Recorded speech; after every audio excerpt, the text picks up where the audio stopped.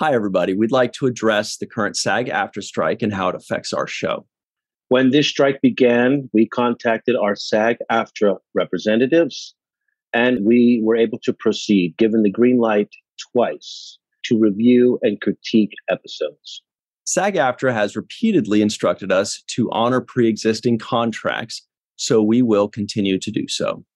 There are a couple of aspects that we will adjust and or pause to show solidarity with the union. Rest assured that we will continue to monitor the situation.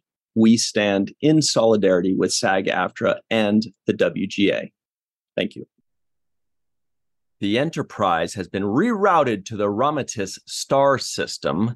Picard calls Riker a mother hen, and the House of Hanover all had hemophilia. Hello, everybody, and welcome to The Seventh Rule with Cirroc Lofton. Hello, hello. My name is Ryan T. Husk, and today we're doing a review of The Next Generation Season 2, Episode 5, Loud as a Whisper, written by Jacqueline Zambrano, directed by Larry Shaw. This was January 7th, 1989. Finally, into 1989. Cirroc, what's up? We did it. We have moved into 1989 television triumphantly. How are you? Yeah, I'm good. We're about to get out of these 80s really soon. Yeah, so I was looking and it seemed like there was a 3-week hiatus, which feels like it's probably standard, right? When you were doing Deep Space Nine, a 3-week hiatus for the holidays, because the last episode was December 10th. So that's 4 weeks in between, but obviously 1 week they are still working. So it's a 3-week hiatus that they probably had from December 10th to January 1st or whatever like that, which sounds like it was standard, right? You guys would get 2 or 3 weeks. Yeah, around the holiday time. The whole business is shut down. So all of the agencies are shut down. Nobody's casting for anything. So, it's the time that everybody goes away for the holidays. Here is an important thing about this specific episode that I didn't know until recently. Marnie Mosselman played the character Harmony, who was this lady in Riva's chorus. She is John Delancey's wife. Oh, what? What? Let that sink in. I don't think a lot of people realize that John Delancey's wife is an actress, and she was in Star Trek The Next Generation. That's her. What? That's crazy. They were already married at the time, or they met on the show? That I don't know. Okay. I don't know how long they've been married. But that's just an interesting little tidbit there. And yeah. Which I felt like her character deserved more lines. Because in the beginning she talked a little bit, and then I think she said she was the harmony and the wisdom and balance. And then she didn't talk that much. So I'm like, I guess this guy doesn't have much harmony and balance in his system. You know what I thought was weird? And of course, this is different cultures, different aliens. So whatever, they're different. I just thought it was weird how they divvied out the roles, right? Like the one guy is like, I'm the scholar. I know things and I'm super smart and I'm this and that. And the other two were kind of like, he's like, I'm the libido. I'm like, okay. I mean, is that really?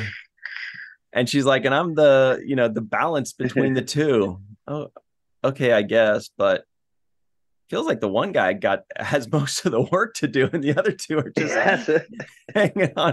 And then they tried to give more to libido guy by bringing him in with Troy. And I don't know if you want to talk about that right now, but at the end of my notes, I just put that entire weird romance thing was completely unnecessary and irrelevant. I could tell, I could see if like it's part of the plot, it's necessary for the story, but I thought there was absolutely no reason for them to have a romantic dinner or sexual. And he was like dude, sorry, I've got too much to say about this episode. Yeah. Let's just when I he see. started saying like let it flow through you and touch every part of your body. And I'm trying to find exactly what he said because I was like, dude, calm the down, man. Do you remember? You remember what I'm talking about? When they were in that date scene together in the room. Yeah. Yeah, it was super awkward in It's that awkward. that scene. Yeah, exactly. Yeah, I didn't. he said it moves. He said mentioned the sound of the ship, and then he says it moves throughout my entire body. Sometimes we must allow the surroundings to flow over us, to dwell on each separate part, how it feels, to allow it to fill you. I was like, ew, dude. Gross. I need a shower. You need a cold shower, sonic shower, that is. I don't know, man. Maybe I read too much into it. No, my notes. I didn't like that either. I said Riva's bedroom must be crowded. So I just felt like I could just imagine you hook up with him and this one guy says, "Who's your daddy?" And another guy's like, "I really love you." I And she says, "I'm at peace within the moment." It would be the weirdest thing to have do this. they need to disrobe when he disrobes too? You know, like if he starts to, take off his jacket, are they like, ooh, showing some shoulder and stuff to Yeah, communicate that to they're enjoying communicate. themselves? Yeah. No, not only that, but I was thinking also, what are these people's identity? What do they have to say about anything? Like, do they have their own identity? Right? Are they just a vessel for his communication? Like, as opposed to being interpreters who also have their own identity and their own thoughts about things, but they communicate on his behalf. They felt like completely empty vessels who had nothing to say other than what he has to say. That's exactly it. Um, I don't believe they ever broke character and were themselves for a minute and actually said who they who they actually are, not who they are with respect to Riva the Conqueror here, the dominant one. I mean, that sounds like slavery. Like they don't even have an identity. They don't do anything. They just do whatever this guy tells them. It would have been at least nice for, say, the lady to break character and say, "Oh, my name's Harmony. It looks like they can take care of it from here. Commander Riker, would you join me for a drink, at 10 Ford, and I could tell you about our planet?" That'd be cool, right? Because then we can learn more about these people, and then it's just a job or a passion rather than their existence. They exist for this guy. It's a little weird. Yeah. And so when you don't give them an identity and they just become basically Muppets for him, then I don't feel a connection when they're killed. I don't know. I'm just picturing you watching this episode. I bet you, I'm picturing you watching this episode, and you're like about 20 minutes in, you were kind of going Yeah, yeah, yeah, like, I think I yeah. may have enjoyed this episode more than you did. Still not terribly high on it, but for me, there were some aspects that were super smart and super interesting, and others that were just not. Like, for example, just the idea of a deaf person and the three interpreters, or just people that speak for a leader in three. I mean, that's a brilliant idea. It's very smart. It's very cool. It's never been done before, to my knowledge. I really enjoyed that concept. But then why do I have so many issues with this episode? Mm. Because I do have. Yeah. I, I, I really despise this episode from start to finish. I Despise. yeah, You've never used I that word. no, I was looking for a nugget somewhere, but I couldn't find it. I just couldn't find it. I'm thinking, what is the point of this? There's got to be a bigger meaning here. Um, I was confused because they said he was deaf, which is a relatively common thing in the world. So to react to it as if you've encountered an alien thing is kind of ridiculous to me. It's like, okay, this has been done before. We figured out how to communicate with deaf I people. think So you may have that I think you may have missed a couple lines. What it was that they were bothered mostly by his hair. It was they thought at first they thought they were talking to Michael McDonald. Anybody who knows who Michael McDonald is, here's the guy that sings like this. Right, that guy. The guy that regulators sampled. yeah. No, because that was the thing. It was like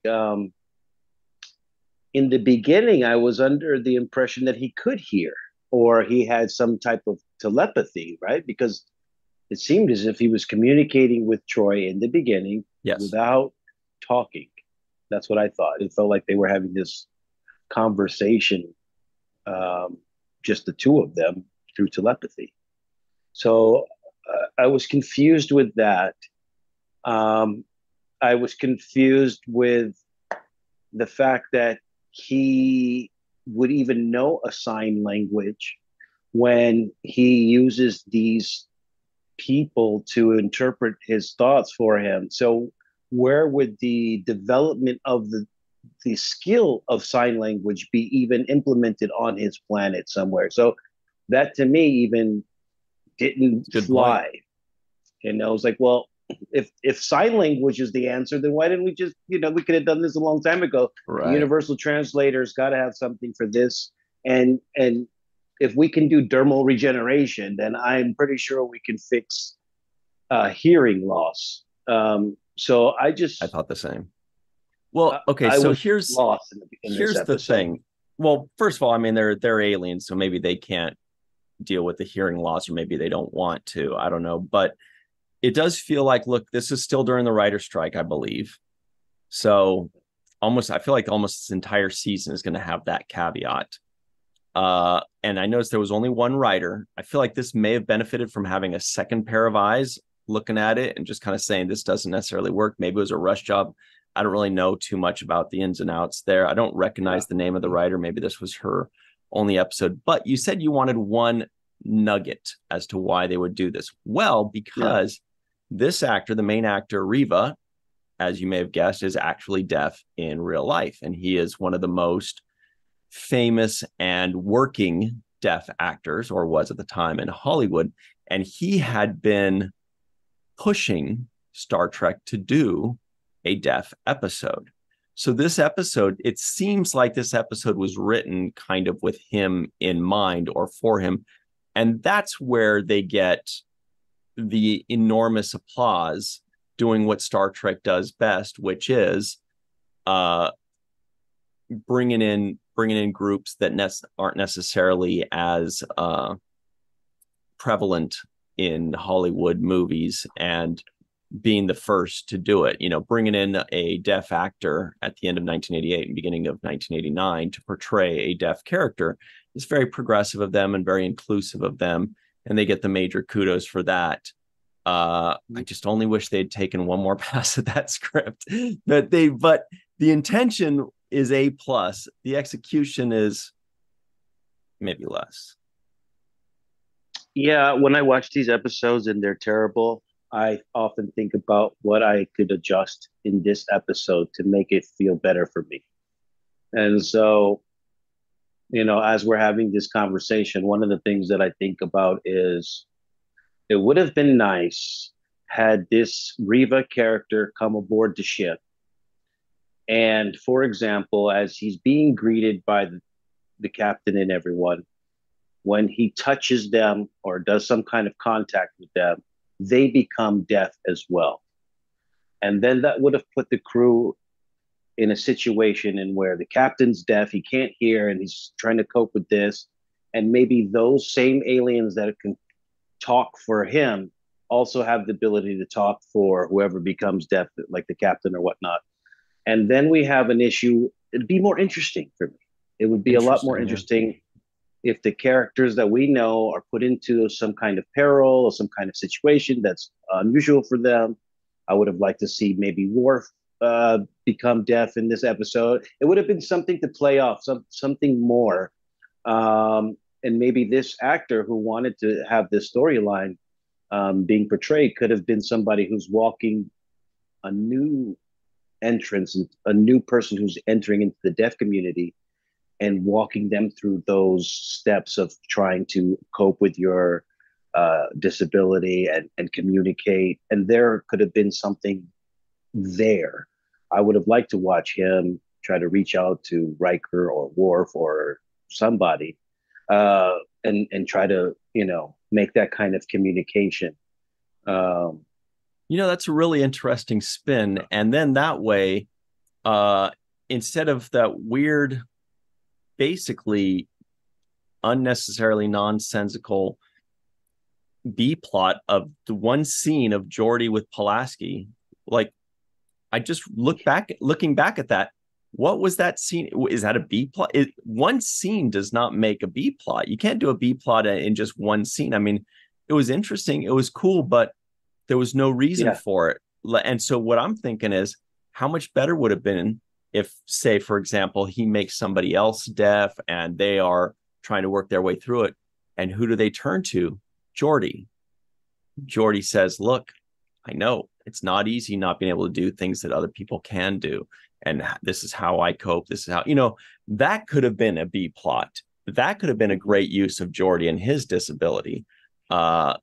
This Pulaski thing was very confused. I was like, it was the randomest scene out of there. And not only was it random, but it also revisited a subject matter that we had already talked about. And they left it on a cliffhanger too. He's like, let me think about it. And then that was it. Yeah. Bye. But this idea came up with Q. Was it Q or when he was given his sight back in that episode, right? And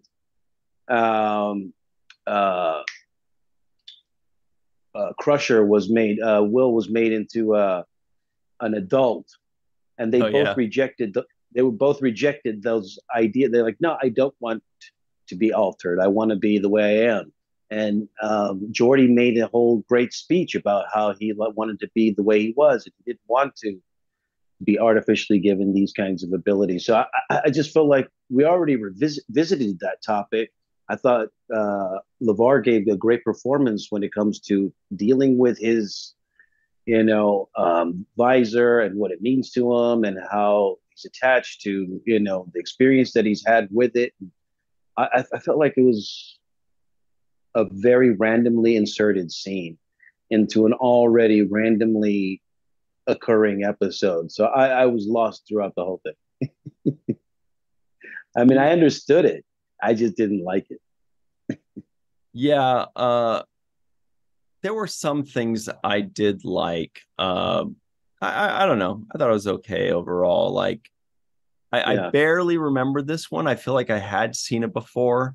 When the three of them started speaking for him, I was like, oh, I think I remember this. Wait, let me see if I can get that guy's hair. But one thing I did notice, and I didn't notice this while we were watching it, but when I checked the IMDb and I saw the name Randy Oglesby, and I was like, oh shit, that's this guy. Randy Oglesby, I recognize as the name of an actor who was in Star Trek Enterprise for an entire season. I think he played like 9, 10, 11, 12 episodes as Degra the Zindi. I had no idea that he played this, and I don't really recognize him because this is, 15 years prior, and he doesn't have like the Zindi makeup on. But when you look closely, I'm like, okay, I could see it, but I only recognize the name. So Randy Oglesby, this guy, the scholar, really, really good. One of my favorite characters from Enterprise. Just a very beloved, cool, awesome character. but he definitely had to pay his dues first. He definitely had to come in and be the scholar first and earn it. But I believe that's about how many episodes it was. Yeah, let me check. Mm-hmm. Yeah. You know what I did like though is I kind of liked that little graphic. It's so small thing, but there was a graphic inside of Picard's desk where he was trying to figure out the awkward orbit of this planet. Yeah. I didn't know what that had to do with anything, Me but I neither. did like I like the graphic. So I'm really pulling here. I got to I really was listen to that. I was trying to figure out. Okay, so first, Randy Oglesby was in season 1, episode 5 of Enterprise. He played a character named Trinal in Unexpected. I don't remember that, but then he came back in season 3 and played Degra for 10 episodes throughout the entire Xindi arc. So that's 3 characters he's played in Star Trek. But anyway, oh, 4. He also played a character named Kier, Kir, just kind of like the beverage, if you've ever heard of a Kier, which is kind of like a mimosa, but I believe it's with peach schnapps, if I remember correctly, instead of orange juice. That's a Kier. So he played a character named Kier in Star Trek Voyager, season 5, episode 10, Counterpoint. Don't remember that one either. I remember the episode, but I don't remember the character. And whoa, he also played 2 characters in Deep Space Nine. This guy's everywhere. No wonder I recognize the name. In season 1 of Deep Space Nine, episode 11, he played Rokel and Akel in the episode entitled Vortex. And then in season 5 of Deep Space Nine, he played Solarin in The Darkness and the Light. Was that the evil Cardassian that kidnapped Kira? Remember the evil Cardassian that had like the scarred face that kidnapped Yeah, Kira and vaguely. she killed him? That was that episode, The Darkness and the Light. I wonder if that would. Wow. I did not realize that. Yeah. Yeah. This guy, I'll show you. He like, or maybe Kira took the shuttlecraft to go kill this guy and he ends up capturing her Oh yeah, yeah. with the scarred up Okay. face, but then she ended up killing him or something like that. Wow, I didn't realize this guy's freaking everywhere. He's been in Voyager, Next Generation, 2 episodes of Deep Space Nine, and 2 characters in 11 episodes of Enterprise. But he made a start as a boring ass scholar. Good job. Pretty cool. That's a that's one of the things that's is kind of a good thing about Star Trek is you can come back so many different times in so many different ways. We just saw that Yep. with Bruce Horak being brought back. So there's all types of ways where you know characters get revisited and recycled, and the good part is you don't even notice. You don't even notice it unless you really notice it. Yeah. Boy. So that was a shining beacon for me. Uh, Yeah, that was one of your highlights, Oglesby. yeah. I mean, I'm Yeah, mostly kidding. I clearly like this episode more than you did, which is I was pretty medium on it. I thought it had great ideas, but you know what? Let's take our break, rehydrate, go on a slip and it's really hot here in LA. Go on a slip and slide. Uh, and we'll talk. I'll talk more about some highlights that I had and some negatives that I saw. And Cirroc is gonna like point yeah. out some and he's gonna struggle to find highlights. He's gonna, I got a few. I got a couple. I got a yeah. couple. Wow, that's pretty good. All right, we'll Yeah. take it. So everybody, stick around. This is gonna get wacky and wild. We'll be right back on the 7th Rule. Well, hi there, everybody. Welcome back to the 7th Rule with Cirroc frickin' Lofton. Hello, hello. My name is Ryan T. Husk. Here come the trivioids of the week. Not a ton. The Enterprise has been rerouted to the Ramadas star system. Picard tells Riker, or calls Riker, a mother hen. Remember, he says, "Cluck, cluck, cluck, number one." Like, calm down, Picard. That's actually, not actually, cute. that was a little over the top right there. Riva negotiated several treaties between the Klingons and the Federation. Before Riva, there was no Klingon word for peacemaker. The House of Hanover all had hemophilia. The ruling house on Fendos 5 were without limbs. The factions on Soleus 5 are historical enemies. The Leyrons of Malchus 9 are an exception, being that they developed a written language before hand gestures. Oh, we learned. What a thing. So here was a highlight for me, but it was also a negative. We're walking along through this episode about a third of the way through, and suddenly my face lights up, the episode lights up, and I'm filled with joy because there is Chief O'Brien. I'm super happy to see him. And like, it brings me immediate joy. I'm like, whoa, Chief O'Brien, awesome. Like, it makes us happy because we know what he becomes, and he's such a beloved character and a cool actor. And then they transport away, and I paused it, and I was like, wait, did he not have any lines? Did they not even say his name? He was a background actor. And then at the end, there he is again, Chief O'Brien. And I'm paying better attention. Still no lines. They don't even say his name. They don't even say "Energize, Chief" or "Thanks, Chief." They just say, he only said one line, which was the first time Riker they just transport. He just says, the guy says, "We won't need those weapons." And he says, "We'll see." And then they energize away. He doesn't even acknowledge O'Brien. Second time, he says "Energize." They don't say his name, and he has no lines. I'm like, is that some kind of contractual thing where they're like, well, we could get away with paying him only $70 today if we don't say his name and if he doesn't have any lines? Well, that made me a little sad. I was happy to see him, though.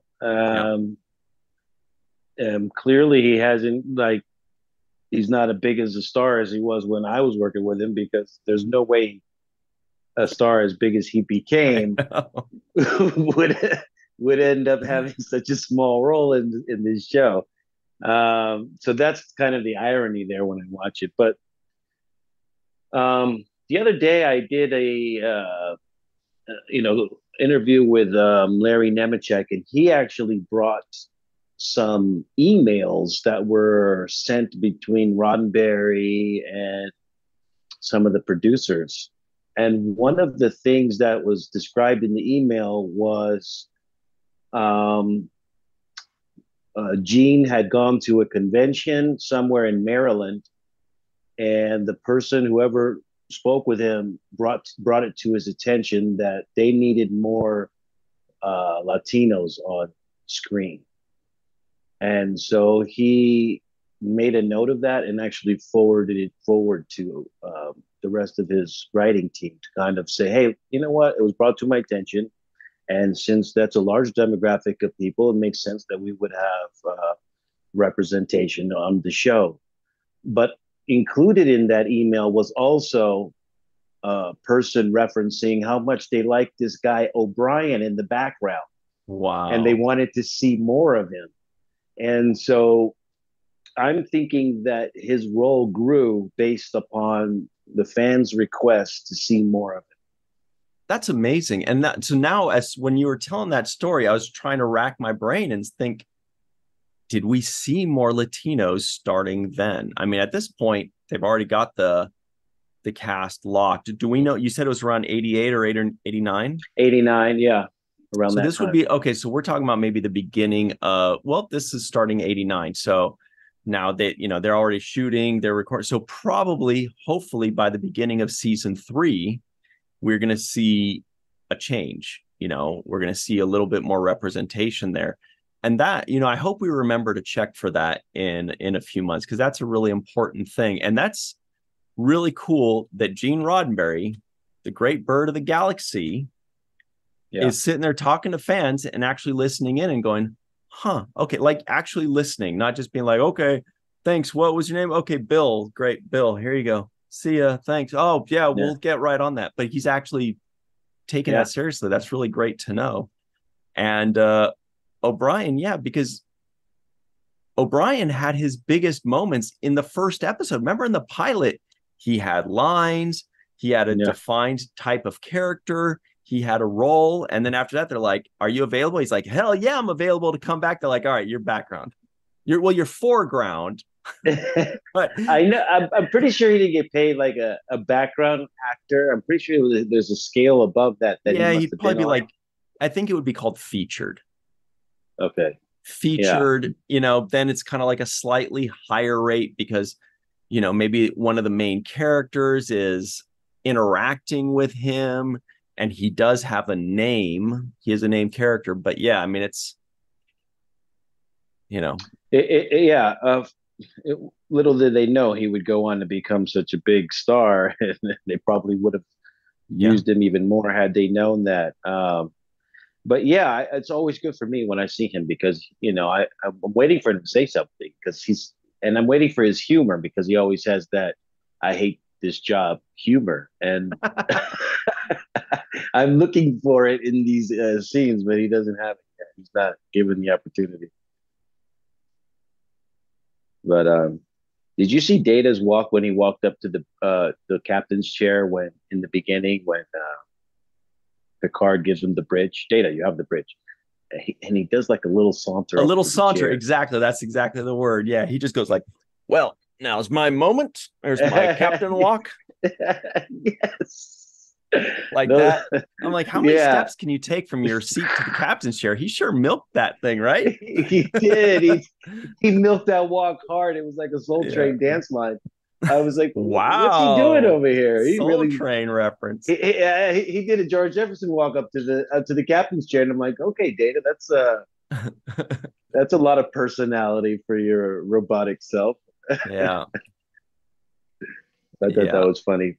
I did like the moment when Reva goes and first meets Data, and he puts his hand on his chest, and he's kind of like trying to scan for like a heart or something. He realizes there's nothing there. Were you doing this when my first thought was, that's not going to work on all the crew, bro? Like when he put his Yeah. hand on the chest, like I immediately kind of halfway panicked for him. Like, dude, that's not, you can't just, you're gonna be like, oh, Data. Okay. Sturdy chest. Oh, Riker. Okay. Sturdy chest. Deanna. Thank you. I'm an empath. I'll send you my feelings from afar. I just, but then with Geordi, he goes like this with him, which actually was kind of cool. It was nice to know because they were both sharing information on their disabilities. But I did kind of get nervous for that first second. Yeah. Yeah, but it was a nice little move how he kind of recognized Data was not human just through that kind of he showed us that through that kind of communication with the hand. Riker said something that I thought was interesting to hear because it's a theme that I've heard in regards to the United States and how it operates as a global superpower. And the thing that he says is, our job is not to police the galaxy. And he makes that assessment, and Picard agrees with it. Like, yes, you're right, number one. And they kind of move forward. But the idea of policing the world, the galaxy, I thought that was interesting that they brought this up in 1989 because I don't know if this was a theme that was being used as much as I've heard it before in regards to the responsibility that the United States has as a superpower to make sure how it intervenes in global affairs and how it, asserts its dominance. And one of the things that I've heard in regards to that is our job is not to police, the world or the galaxy. So I do think that was an interesting just idea that was kind of briefly scribbled into this, but it's something that has had staying power as far as idea wise. Yeah, the U.S. definitely tries to police the world. I don't know if it was more so or less so in '89. Obviously, there was the USA and there was communist USSR, and they were both, vying for supremacy there. Yeah. But so that's was pretty timely at that point in 1989 to talk about that kind of stuff. They did make a couple other interesting points on that, and I don't remember exactly what it was. I've got it in my notes, but basically they're saying like, hey, let's help these guys make peace. The weird thing was these guys had been at war for 15 centuries, 1,500 years. Mm-hmm. What? But that was mind blowing. But then he made the good point of, if they're contacting us, something has changed. Like clearly they're finally ready for peace for whatever reason. Which, thank goodness, because they said they had just about everybody dead by then. That's why because I was like, I only brought 2 people on each side, but that's because, and they called them emissaries. I was like, watch your mouth. Don't use that. That word's for special people, not for these cavemen. But Yeah. I did put in my notes at one point, I miss Tasha Yar. Yeah. And it was right after Picard says to Riker, cluck, cluck, cluck, number 1, which I don't know why, but right after that, I just thought, I was like, I miss Tasha Yar. I miss the all business kind of character, but like, I don't know what's going on with Picard in season 1. He was all business and he was super tough. And now 2 or 3 times in the second season already, he's kind of like breaking character and just being like silly and lighthearted. And it was just kind of weird. I don't know. How do you feel about it? Do you like him being a little bit more lighthearted than before? Only in certain moments. I only liked it when, for example, at the end when he tells uh, Deanna Troi, "Thank you." Yeah. That's him being more likable to me and kind of appreciating his crew and what they offer to the equation. But I don't like it when he's being comical in moments where it doesn't require comedy, like that particular one. He's actually funnier when he's not trying to be funny, and Yes. it's the same as Data. It's like when he's not trying to be funny, he's funnier. But when he's telling you a joke, it's not as funny to listen to his joke, right? Mm-hmm. And I think Picard is the same way. The other thing I liked is when I did like Picard when he was more in character in this moment, but he did go a little bit higher on his emotional scale when he was talking to Riva about, when he says, "You're not alone. We are all in this together now." And he kind of grabs his hand and he's trying to verbalize to him that, we've got your back or something to that effect. He did have a lot more passion in that particular scene, which I like those moments when he chooses to do it. I just don't like the comedy there. Like, that cluck, cluck, cluck. I wrote down in my line, come on. That's corny. Yeah. But now I do want to reiterate, because I'm kind of I'm formulating my thoughts more on Deanna Troi's role, because we've discussed before about how it seems like with the addition of Guinan, we're almost doubling up on the same type of character, the counselor type character. So I'm hoping to see Deanna Troi be used in a slightly different way, like not just counselor, but also in diplomatic missions and counseling the captain, which is what they were doing in this episode. Great. So we're getting that to build a little separation between the 2 characters where we can see the differences and the usefulnesses of each. But I feel like they gave her such a huge disservice by forcing in this romantic aspect of it. Why can't she be this great, valuable member of the crew, talk to this guy professionally as an adult, as a counselor, as a diplomat, as a medical professional, as an empath, without having to cram in like these sexual innuendo, and then the guy kisses her and she's like, we don't. If again, if it paid off at the end, cool, fine, that's one of those episodes. But there was no payoff. It was just inserted in there as if the writers or producers assumed that we as the viewers needed this. We need to see a romantic something. Like, I don't know why I'm so bothered by that, but I'm like, it's so unnecessary. Let her be a professional doing what she does well and showing how her character is necessary to this crew. And instead they blew 5 to 7 minutes on something completely unnecessary and even a disservice. I thought, I don't know, it's just kind of a waste to me. Yeah, and we're seeing this theme kind of pop itself up in now so far in this first season and a half or whatever of the Next Generation. The sexualization of one of the cast members. It's got to be Tasha Yar, one instance. It was Pulaski in one episode not too long ago in the Sherlock Holmes episode where they made those kinds of references about her. Well, that's because there's a giant Pulaski fan group, like where people are just crushing over her. No, I'm just kidding. I don't know. That's no, it's the sign of the chauvinism of the time, in my opinion. It's like it's almost every time they did it. They did it with the Robin Hood character who came on the ship and was flirtatious with everybody that Riker was jealous of.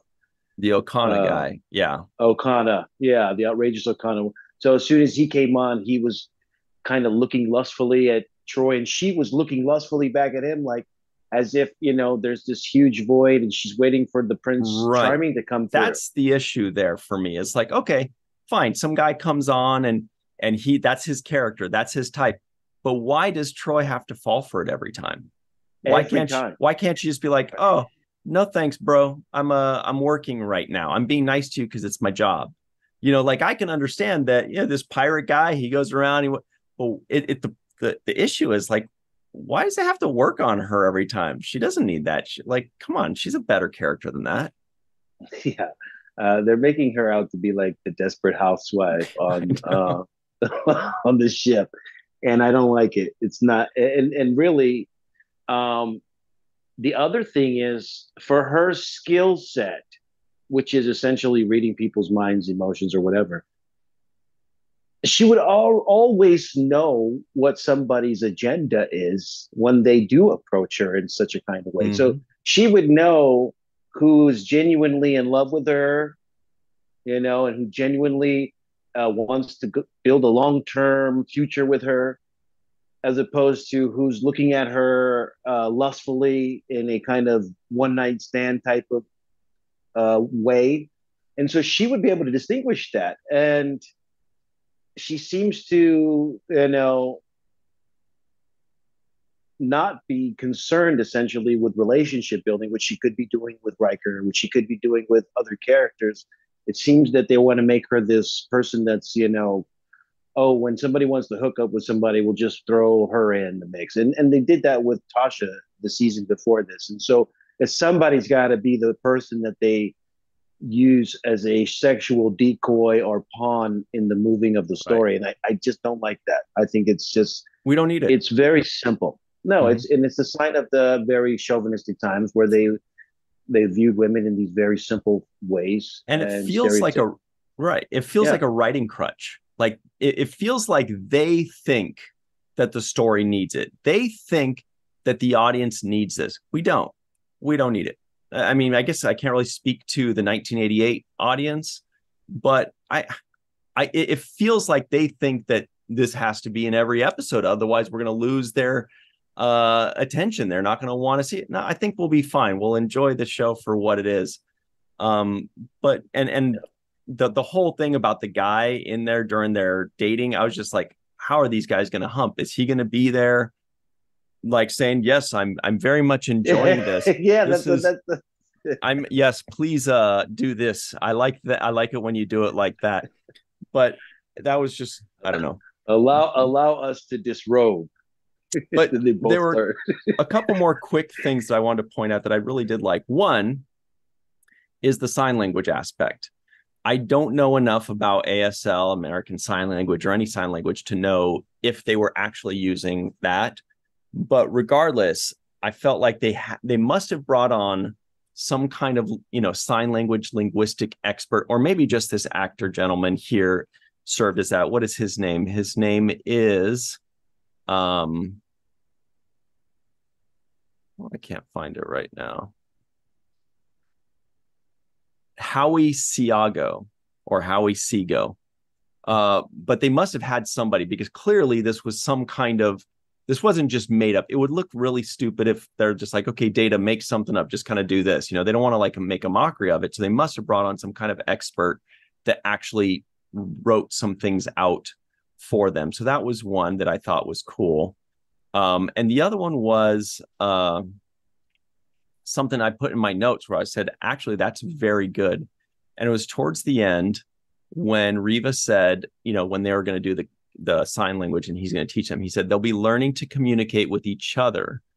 And so that's going to bring them in. He says, while they're learning to communicate with Riva, or no, it's Troy that said, while they're learning to communicate with Riva, they'll be learning to communicate with each other, which is, and Riva said that's the most important aspect of any relationship. I was like, okay, that's actually really good. That was really good. I thought that was beautiful, to be honest. Yeah, I just couldn't get into it. I actually thought I was looking to see if the signing was consistent. For example, when Riva was talking and then Data would repeat something, I didn't see a consistency in the hand gestures, in my estimation. Not even when he said that the two happy people that are in love are walking by the blue ocean at sunset. Hey, by the way, it's time for the home run of the day. Cirroc, I know you got a lot of choices to choose from here, but who gets the home run of the day? I'm going to give the home run to the Solaris aliens that they met on the planet, because they zapped those people away, and I wanted them to kill the whole episode. So that was my treat, watching them get zapped away. Thank you guys. My home run of the day is to guest star Howie Seago, or Seago, however you pronounce that, who played Riva, who is deaf in real life and had in fact petitioned the producers to create an episode involving deaf people. So, the home run of the day for me goes to the actual actor more so than any, character today. And with respect to him, his performance, I want to say, though, I did like the way he was delivering facial expressions when other people were talking. I thought that was the best of his performance. When he got into the sign stuff, I wasn't as happy about the performance. I actually enjoyed him. It's not easy to just match a facial expression with the words that somebody else is saying as if it's coming from you without using any of your hands or anything. And I like the faces that he was making, for example, the screenshot behind you. So he did do a great performance with respect to that. I will say that. Well, Cirroc, before we hop over to the free-for-all, did you enjoy this episode? I'm going to say absolutely not. Oh. I did not enjoy this episode. I will not try. I will. Now I understand when you guys say, "Oh, I usually skip over that."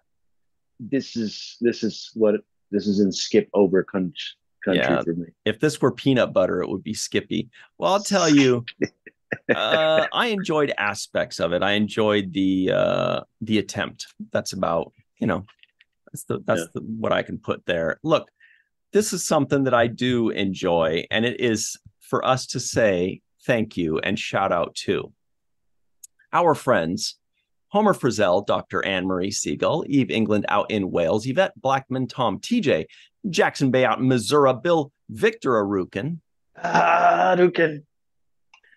Titus Mohler, Darlena Marie, Dr. Mohamed Noor, Tierney C. Dieckmann, Anna Post, Anil O. Polat, Joe Balsarotti, Mike Gu, Dequeue, Neal Akasaka, our pal Justine Norton-Kertson, Dr. Stephanie Baker, Carrie Schwent, Faith Howell, Edward Foltz, My Life from Tokyo, the Matt Boardman, Chris McGee, Justin Weir, Jake Barrett, Jane Jorgensen, Henry Unger, Allyson Leach-Heid, Julie Manisfee, Marcia Classic Schreier, and of course, Dr. Susan V. Gruner and Jason, the outrageous Okun. All right, everybody, stick around. We've got the free-for-all up next. I'm scared. We'll be right back on the Seventh Rule. Hello, everybody. Welcome back to the Seventh Rule. It is the free-for-all. Can you believe it? Jason Okun was not smiling the entire time on the break, but as soon as I hit record, he had a big old smile. He's like, oh, I better. But, look, for the camera. Of course, everybody knows Cirroc Lofton is here. Jason Okun is here, the aforementioned. Melissa Longo is here with bones behind her. Yeah. Faith Howell is, of course, on the Enterprise D bridge. We've got Mai live in Tokyo. Chris McGee, the Dark Lord, is laying low. We go, that is that's an Introverted Republic. That's shirt. Right. Very good. Yeah, so awesome. You can get that shirt and Melissa's shirt at theintrovertedrepublic.com, everybody. Eve England is wearing a gigantic font Star Trek shirt. It's the Star Wars font. Wars, though. It's Star Wars font, though. Yeah, I was thinking Star Wars font. You know, our friend... got us confused over here. Our friend Darth Shuey has the reverse.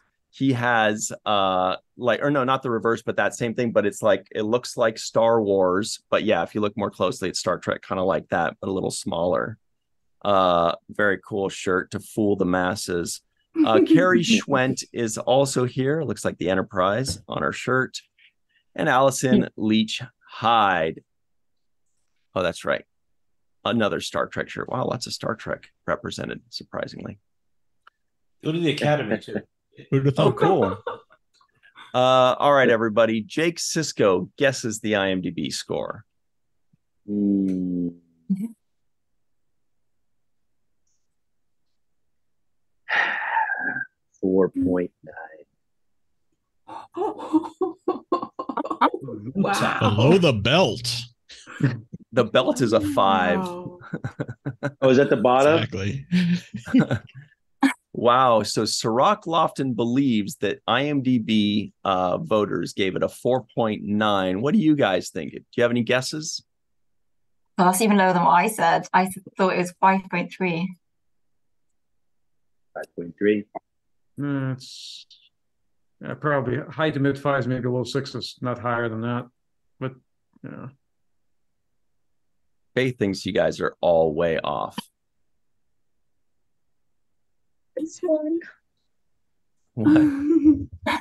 Well, the answer, of course, is a 6.5, everybody. 6.5. Wow. It's because of that scene behind Melissa that bumped it. Mm-hmm. Absolutely. That was like back to conspiracy days. Well, Melissa Longo, can you get us started on the right track and tell everybody what you thought of this episode? I will try. I'm learning that I have not seen season 2, I don't think, because this is the first time I've seen this episode. And I don't think it's as terrible as a lot of people are alluding to. There is granted, there is some clunkiness to the episode, and that's but there are some other aspects that I really appreciated about the episode besides the wonderful, gruesome, gory bones. I love me some gore, except for some we won't talk about that. But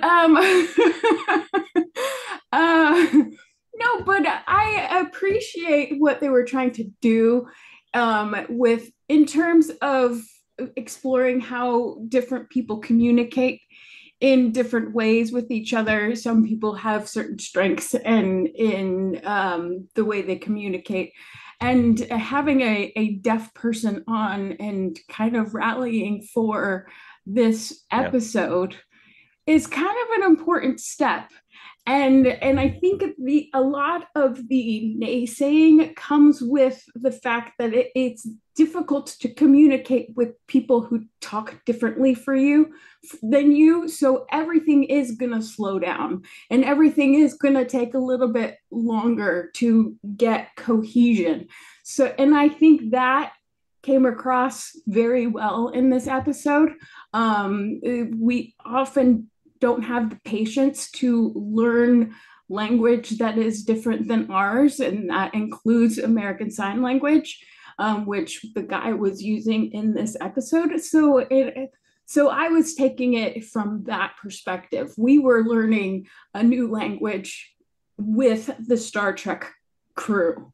And I liked that. And I also got that the parallels of the chorus representing the Greek choruses from way back when, from like Medea and Oedipus Rex and all of that stuff, and it being the narrators, as you will, if you will, of the story. So, and I thought that was kind of an interesting addition to that as well. So I didn't hate the episode. I thought it was interesting. It was, yeah.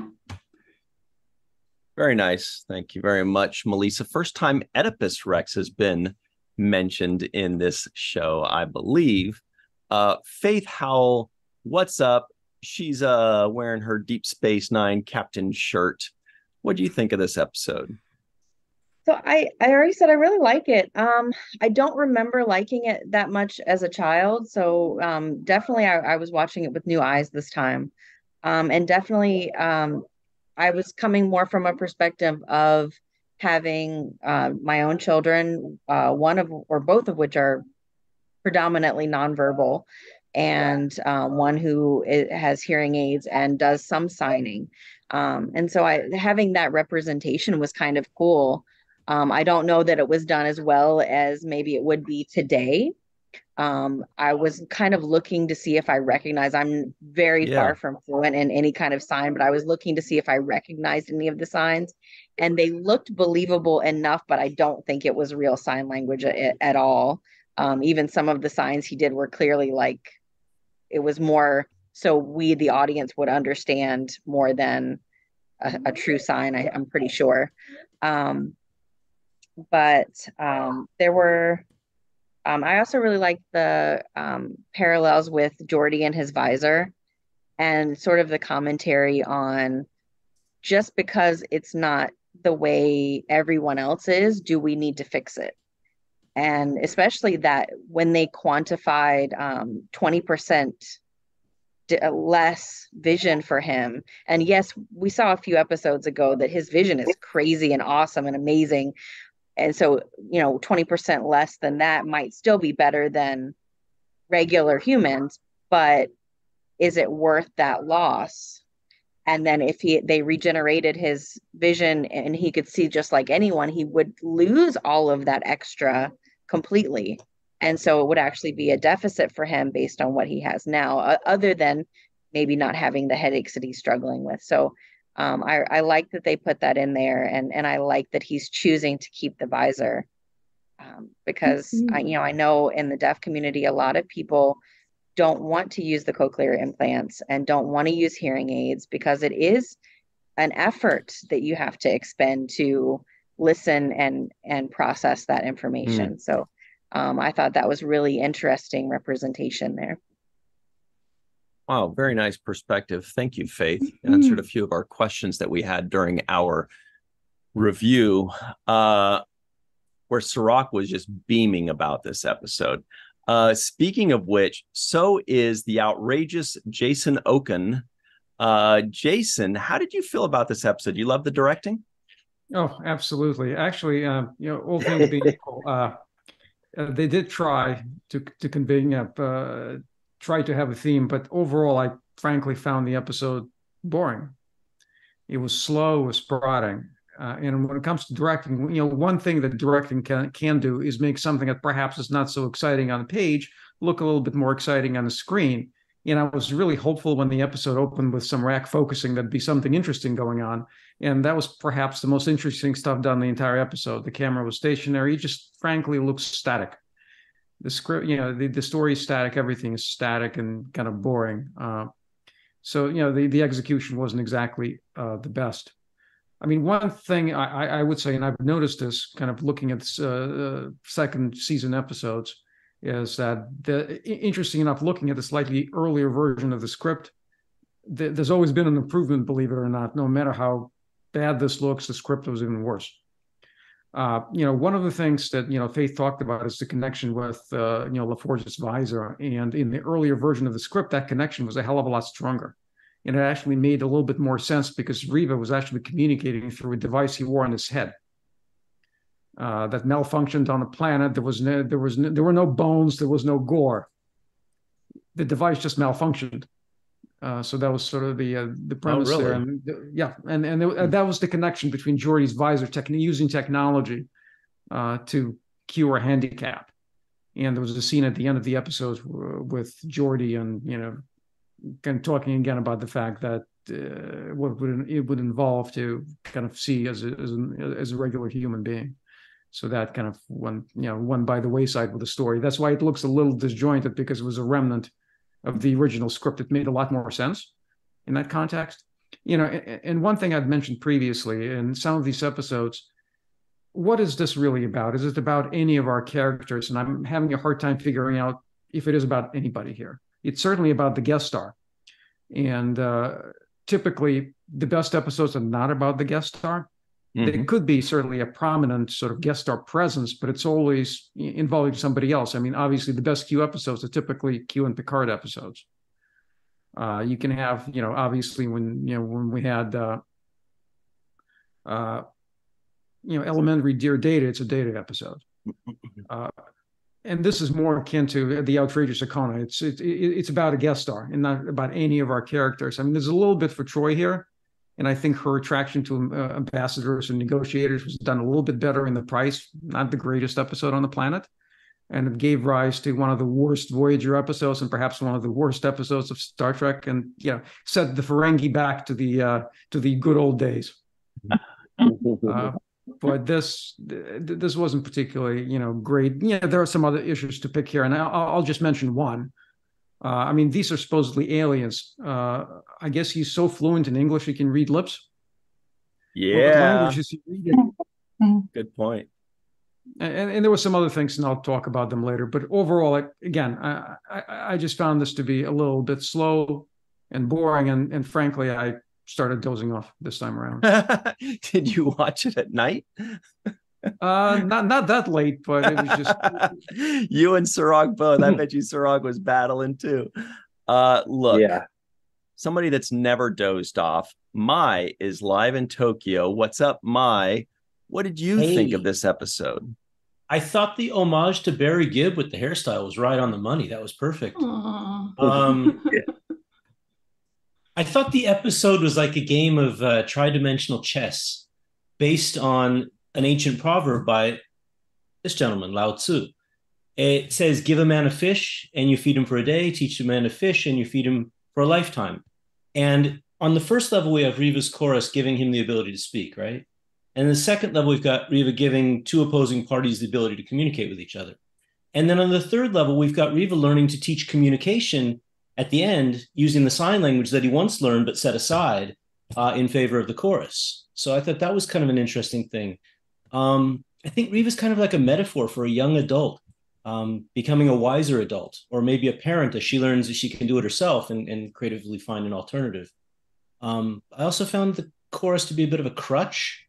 And the message there seems to be when you rely on others to say what needs to be said, you're communicating less well than if you do it yourself, albeit perhaps less eloquently. And maybe a message to the shy or the introverted, there is hope if you can somehow see it. But I think that the reference to Give a Man a Fish was definitely what I took away from this entire episode. Very good point. Thank you very much, Mai. Good stuff there. Lao Tzu, The Art of War, if I remember correctly. Different one. That was similar one. That was Sun Tzu. Sun Tzu. Thank you. Oh, Lao Tzu. Got it. Okay, thank you very much. Father of remember now. Yeah. Very good. Thank you. Look, Chris McGee is here, and he's going to quote his favorite philosopher too. Yeah, I think that's probably Lao Tzu. I'll go with that, sure. I'm not going to quote anything because I only know the one that Mai said, because she just said it. So this episode, I agree with Jason. Yeah, it's a very slow, very quiet episode. Even at the end of the teaser, before the break, there's nothing, no drama or anything. It's just a slow pan across an empty room, and that just seemed really an interesting decision. Let's put it that way. by the DP. And I found it interesting. Okay, let me ask a question here. You probably have already discussed this in the previous segments. How many of us here, a show of hands, know ASL, American Sign Language? Anyone? Yes. A little bit. Okay. I unfortunately don't know any. I just recently learned, like a few years ago, that sign language is more than just the hand gestures. There's also a lot of the emotional facial expressions that go into conveying your meaning. Mm-hmm. Maybe that's part of another reason why Data wouldn't be the best choice to be Reva's interpreter in this episode, even though he does kind of emote a good bit when he's doing a little bit of sign language in front of Reva. I'm wondering, did Brent Spiner learn ASL, or was he just given a few motions to do in that one scene and that was it? Does anyone know the answer to that, perhaps? In the original script, he wasn't supposed to be signing at all. Oh, really? Okay. Yeah. Reva's supposed to read lips. He's not supposed to be signing at all, and he does in the episode, but not in the script. Well, that's because the actor was deaf, and he wanted to use a American Sign Language. I find it interesting that Klingons have no such sign language, being such a very militaristic kind of society for the most part, that they wouldn't have anything like that. As far as, Faith brought up the Geordi's visor scene. I find it interesting that it kind of, they would bring that up. LeVar Burton had wanted that scene in there so that in the future, possibly they might be able to continue that thread, and he could get rid of his glasses and start actually using his own expressive eyes. But unfortunately that was dropped, and this is the last we hear of it, at least for a long time. My favorite part was Troy. Of course, most people probably was when Troy convinced Reva, using his own words, to convince him to do the right thing. Why can't you turn your disadvantage into an advantage? It was almost Guinan-like in its elegant simplicity. As far as the memorable quote, besides the "why can't you turn your disadvantage into an advantage," it's kind of a silly quote, but what can I say? It's the one that stuck with me, and that is, "Oh, cluck, cluck, cluck, number one." Yes. That's cute. Very good. For ages. I was noticing Mai and Chris combined have the Halloween colors on their nails, right? Mai's got orange and Chris has purple. Observant. Nice. This is the seventh rule colors. Even better. You're right. Very good. That's what I meant. I'm going to change that in the edit. The seventh rule colors. Look, Eve England out in Wales just admitted to everybody that she thought it was cute when Picard said, "Oh, cluck, cluck, cluck, number one."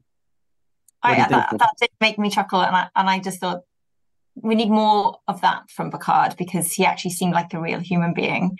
But yeah, I totally agree with Melissa, what you said about the idea. I thought the idea, so when it started, I thought this sounds really cool. So when they were doing all that exposition at the start, I thought that was really cool. And I loved the Greek influence of that. And even, the set when they're in that room, when they first meet him, and the chorus, and they've got that beautiful column with the stained glass. And I thought that was brilliant. So it started off quite well for me. I was sort of looking forward to what they were going to do with that. But then I agree with the other point that I don't think the execution quite worked. I think it would have been a great sort of piece on the page in a novel. And I think probably now with TV as it is now, you'd probably have something a bit more interesting in the way that they presented it. So it just felt a bit lost and a bit disjointed. But again, and I think what really, really spoilt it for me was how they just made him a bit creepy. And I think it could have just not had that love interest with Troy. I think that just detracted from the whole thing. It'd been much better if they'd had a communication and a connection that wasn't sort of lustful and, you know, pervy that sort of early season TNG seems to like doing. So I think that kind of took me out of it a little bit. I think they could have just taken all of that out and it would have improved it significantly. But my favorite aspect of this was actually the scenes with Pulaski. And I just thought, even though she was only in it a tiny amount, I thought the way that she interacted with both Geordi and Data, I think to me sort of showed some development from her perspective. And I really got the sense that she deeply cared for them. That sort of cheeky smirk that she gave to Data when, you know, he was talking about and doing all those signs. And she was clearly I just got the sense that she was really proud of how far he's come along. So I really like that sort of insight there.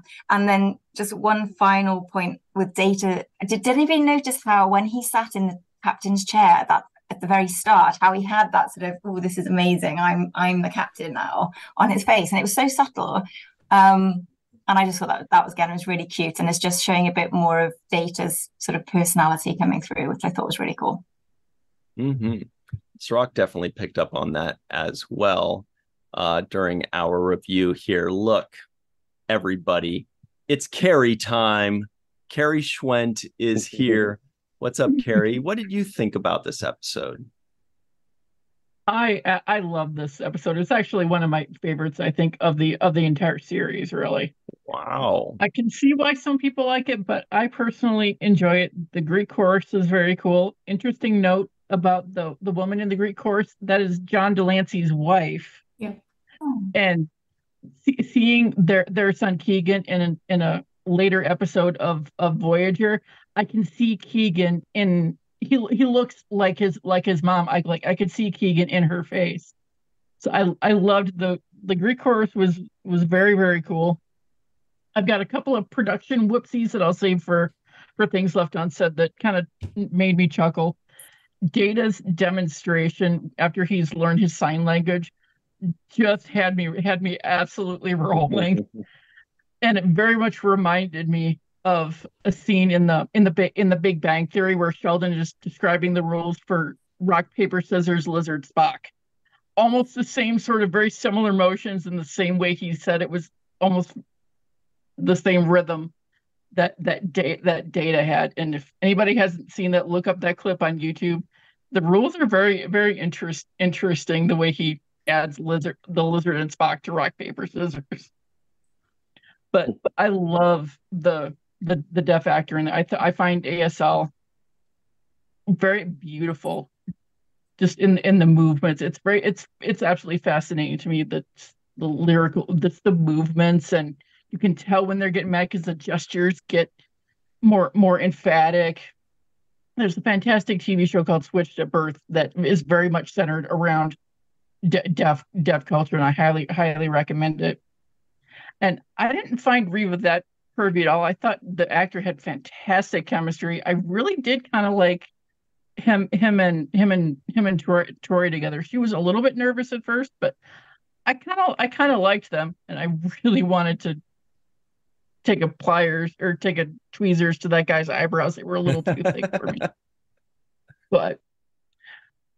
But in taking a slight page from Reva and Troy in that scene, I have enlisted my good friend Mai here with help with my limerick for the week.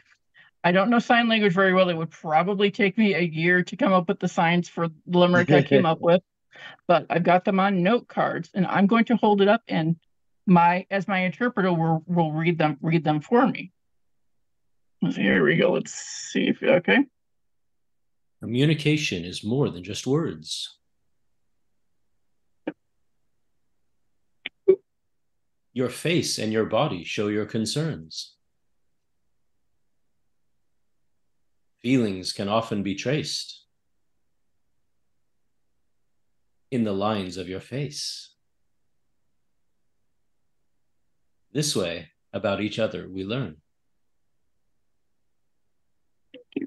Very good. Very nice. Oh, nice. Yeah, well done. Creative. Yeah. Thank you, Mike, for the assist.